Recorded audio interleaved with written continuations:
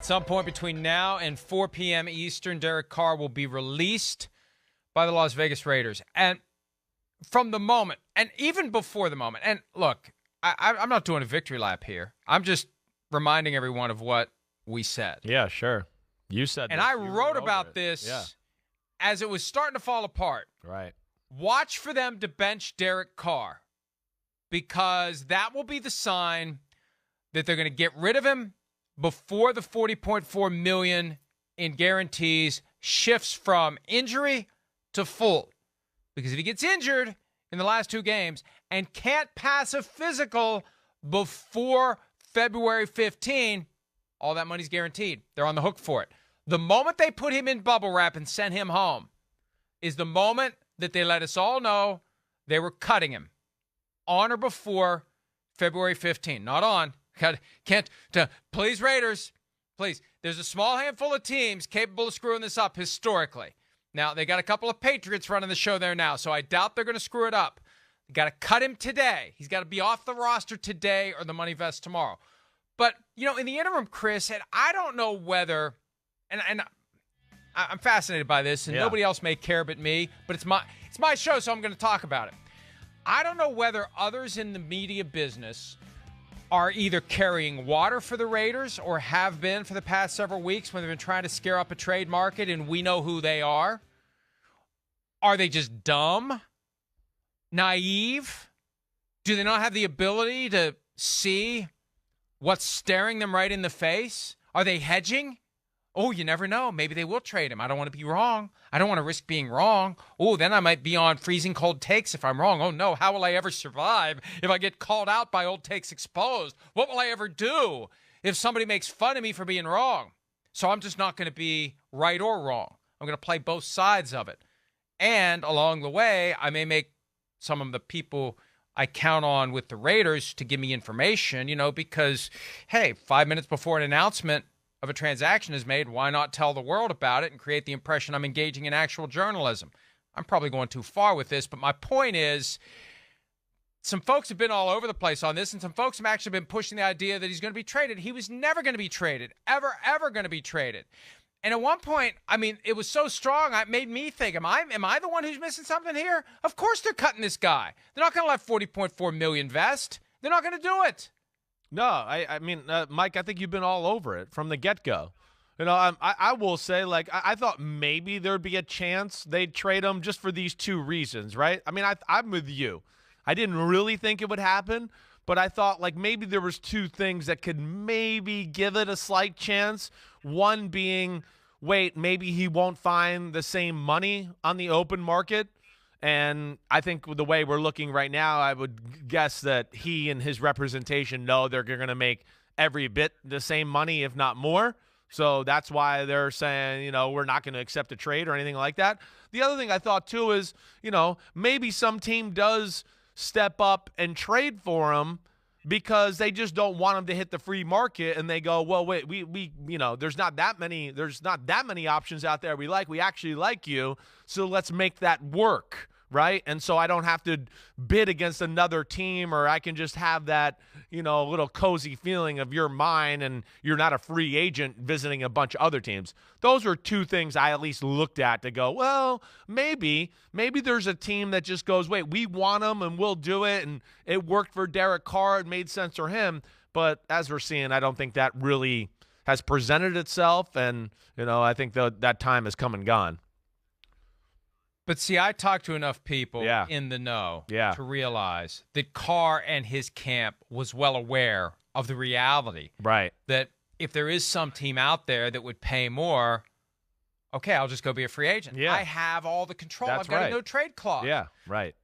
My first thought was when this initially came up, oh boy, Mark Davis, the owner of the team, is going to have to take a chance for a month that they work out a deal and the team doesn't renege on the deal, i.e. doesn't do to Josh McDaniels what Josh McDaniels did to the Colts 5 years ago. It's the exact same situation. Right. Non-binding agreement.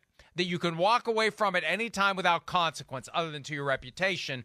Some other team could have done that to them, even if they'd managed to convince Derek Carr to go along with it. But then the issue became convincing him to go along with it. And the one time in the past couple of weeks where I thought, you know what, maybe they're crazy enough to just pick up the $40.4 million and trade him later. Maybe they think the market's going to be robust enough that they can wait a while longer, right, was when the report emerged that the Raiders had yet to give Derek Carr the ability to talk to other teams. Because it's like, you either have a plan or you're dumb.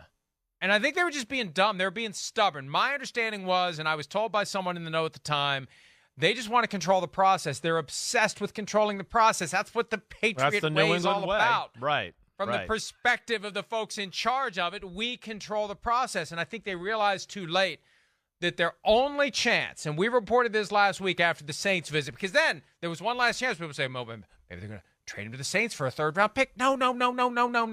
It's too late. It's too late. If you were ever going to trade this guy, if you were ever going to convince him to go along with a trade, the moment the season ended, that's when you say to him, Derek Carr, you go meet with everyone you want to go meet with. Go meet with any team you want to meet with, and you work your deal, and you bring it back to us, and we'll trade you to that team. But see, here's the problem.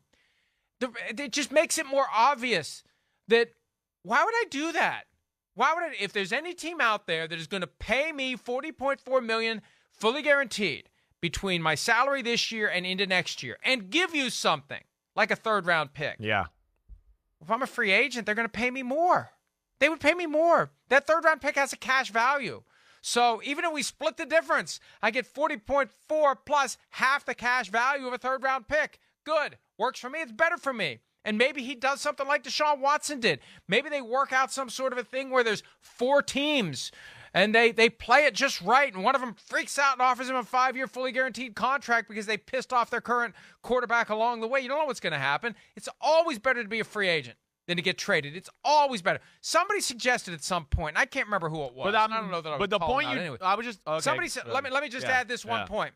Somebody suggested that Derek Carr wants to be traded because he'll save face if he's traded than if he's cut. Well, then he's stupid. He's stupid if he wants to be traded instead of being cut. He's stupid if he treats that as any type of a knock on his body of work. Oh, I got cut. I wasn't traded. It's always better. As a player, it's always better to be cut than to be traded. Because if you're cut, that team that was going to trade for you is going to be the first team at the table, along with maybe some others. Yeah, agreed. But I also think, like, to the example you're explaining is probably why they didn't just full-fledged say, hey, go find it. Maybe they were waiting for kind of what you're talking about. Maybe we can get 2 or 3 teams that are interested in him and we can actually get something for the guy.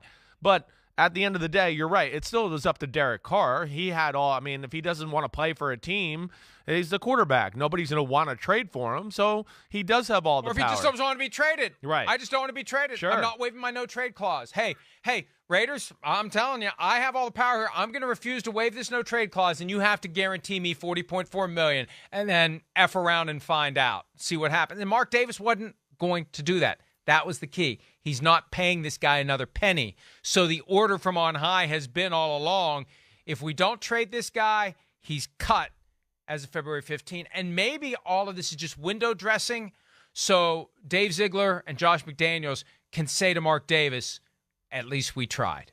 We tried. We weren't able to do it. Instead of just saying, cut the cord, we at least tried. Oh, I'm sure they tried. I mean, again, Dave Ziegler, McDaniels, I mean, I'm not saying they're perfect here, but I think we would both agree they're pretty smart guys. And like you said, they've been from New England. They know how the world works there.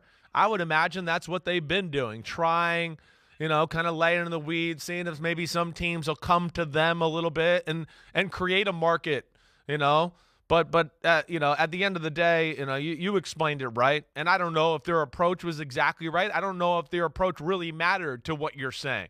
I think this is one where Derek Carr, and I'm sure his camp, realized, wait, there's more money to be had out there as far as, hey, you can make $40 million and we could probably guarantee more money on top of that, let alone, hey, we can make this work and, you're a free agent to where the team you go to doesn't have to trade away an asset that'll help you succeed maybe at your new team to get you. So I think when it's all, all said and done, yeah, I'm with you. He's going to get cut today. And it just seems like as of right now, I mean, the Saints are definitely the team that's in the leader house, right, Mike, as far as, the team you hear the most. I feel, again, some of this market and wanting for Derek Carr, I don't think is going to be maybe quite where he wants it quite yet, because we got to wait for, one of the all-time greats to get out of a dark room for the next few days, and I think then some things might start to fall in place here. Well, 2 points there. First of all, and you always try to connect dots where the relationships are. We assume that past working relationship always means that there will be interest in a future working relationship. Sometimes it's like, nope, no, I've been there, done that, not interested in doing it again. The Commanders, whose defensive coordinator is Jack Del Rio, who was the head coach during Derek Carr's best season of 2016 when he was an MVP candidate, they made it clear, as we know last week when we met with Ron Rivera on Wednesday, they're going with Sam Howell. They're not jumping into the go sign an expensive veteran quarterback thing. And now Todd Downing, who was the quarterback's coach during the best 2 years of Derek Carr's career, 2016 most particularly when he was an MVP candidate. 2017 was Del Rio's last year with the Raiders. Downing was the offensive coordinator that season. He is now the passing game coordinator of the Jets. And if that name sounds familiar, he's the guy who was arrested for DUI on the drive home after the Titans beat the Packers in November. The Titans didn't win another game all year after that, and he was then relieved of his duties at the end of the season. But he's now the passing game coordinators of the Jets. So you've got relationship there between Downing and Carr, Chris, and the names we've heard all along for the Jets as veteran quarterbacks go: Rodgers, Carr, Jimmy Garoppolo. Yeah, I know. They got relationships to everybody. Nathaniel Hackett to Rodgers, Downing to Carr, Saleh to Garoppolo. It'll be interesting. They're going to be a player. We know that. I mean, they haven't hid from that, headline at all. As far as Woody Johnson, the coaches, they're in the market for one of these quarterbacks. And we'll see. The Rodgers thing, of course, is interesting. But I know, up here, hey, yeah, I think Rodgers is the number one target. I get a feel here in the New York area that people would be very happy with Jimmy Garoppolo. This Derek Carr. I do. I get the sense that a lot of people are like, okay, we can ride with Derek Carr and go from there. And I could see that, certainly. It's an interesting decision. Garoppolo did play good before he got hurt this year, right? He's been a part of a Super Bowl football team and won some playoff games. I don't think ultimately his talent is as good as Derek Carr. Derek Carr is a pretty good athlete, pretty good arm. He didn't play great this year, but we've seen him play damn good football, and I would think he's definitely on that Jets radar big time.